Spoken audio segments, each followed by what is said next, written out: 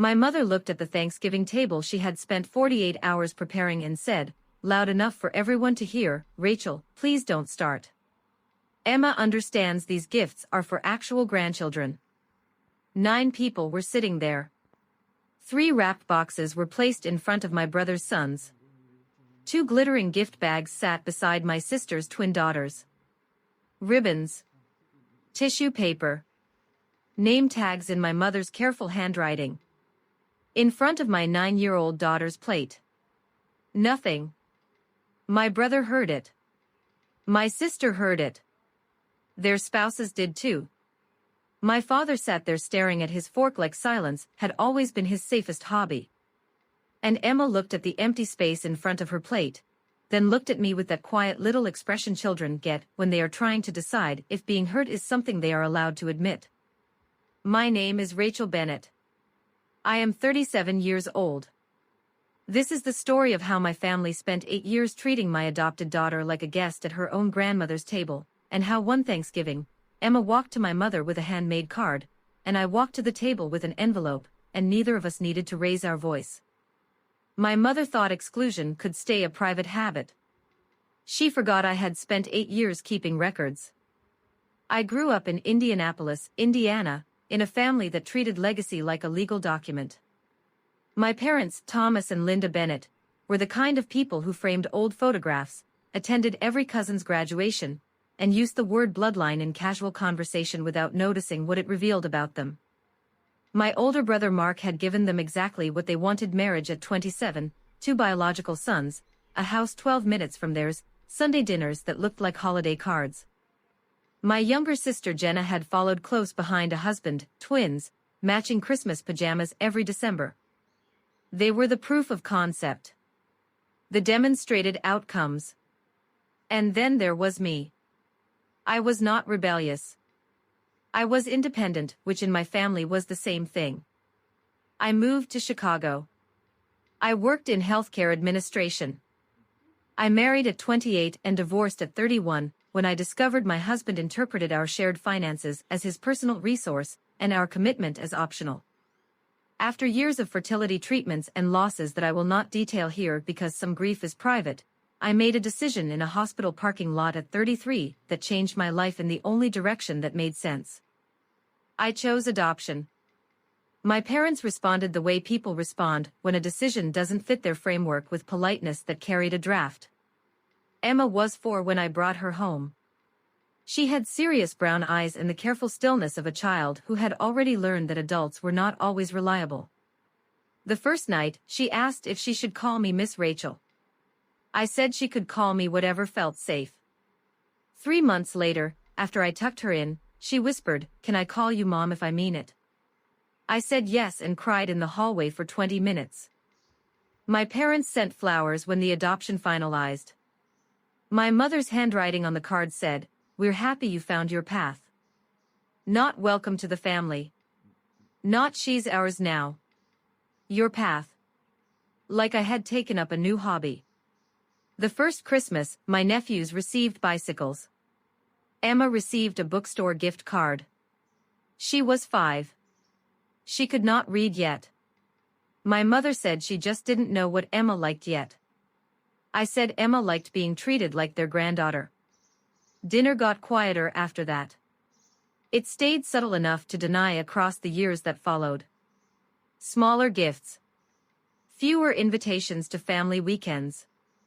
Photographs where Emma was somehow always the one holding the camera rather than being in front of it. And when I pointed any of this out, my mother's response was consistent: "You're too sensitive." I was paying attention. There is a difference. Emma adapted. That was the part that cost me sleep. She never asked why her grandmother hugged the other children longer. She never asked why her grandfather forgot her birthday in consecutive years. She learned to be gracious about things that should have required no grace at all. Children should not be skilled at emotional self-protection at 9. That is not a quality to admire. It is evidence of damage being done quietly. The moment that crossed every line happened 3 weeks before Thanksgiving. Emma came home from school with a family tree assignment. She spread the paper on the kitchen table and asked if she should use pencil in case Grandma said she was doing it wrong. I asked why Grandma would say that. She shrugged. Then she said, in the tone children use for things they have already processed and filed away, she told Aunt Jenna, I'm not really part of the bloodline, so family trees are probably confusing for me. I was holding a juice box. I did not move for a moment. I asked when she had heard this. She said at my mother's birthday dinner. Then she said, it's okay. I know she loves me in, like, a different way. A different way. A 9-year-old invented that language to describe her grandmother's hierarchy. She did not invent it. She learned it from adults who thought she wasn't listening. That night, I sat at my kitchen table after Emma went to sleep and stayed still for a long time. I did not call my mother. I did not call my brother or sister. I made a list. I called my mother the next morning. I asked her directly if she had said it. She sighed the particular sigh she used when she was preparing to explain why my pain was inconvenient and said, Rachel, you know I love Emma. But facts are facts. She didn't come from us. I said she came to me, and that should have been enough. My mother said not to turn this into drama before Thanksgiving. I hung up. I called an estate planning attorney named Susan Park, who had been recommended by a colleague. I had learned 2 months earlier, during the administrative work following my father's minor stroke, that my parents had recently updated their estate documents. Every biological grandchild had an education trust established in their name. I had seen the filing briefly and noted it.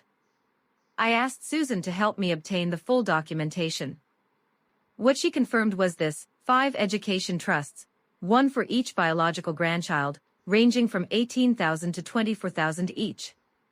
Emma's name appeared nowhere. Not overlooked. Excluded. The dates were specific. The language was deliberate. Susan gave me a clean printed summary. I put it in an envelope. I did not tell anyone. I let Thanksgiving proceed exactly as my mother had planned it. The day arrived cold and bright. Emma wore a green sweater she said made her look responsible. She picked the pie apple because, she informed me, pecan was for people who enjoyed disappointment. She was funny in the way that children are funny, when they are also trying very hard to be fine. We walked into my parents' house, and I saw the gifts immediately. 3 boxes, 2 gift bags, ribbons and tissue paper and names in my mother's handwriting. Emma's place had nothing. My mother kissed my cheek and said Happy Thanksgiving. I said the same. Emma hung up her coat and said hello to everyone with the practiced grace that should not have been necessary. Before dessert, the children opened their gifts. My nephews got tablets. My niece got a jewelry set.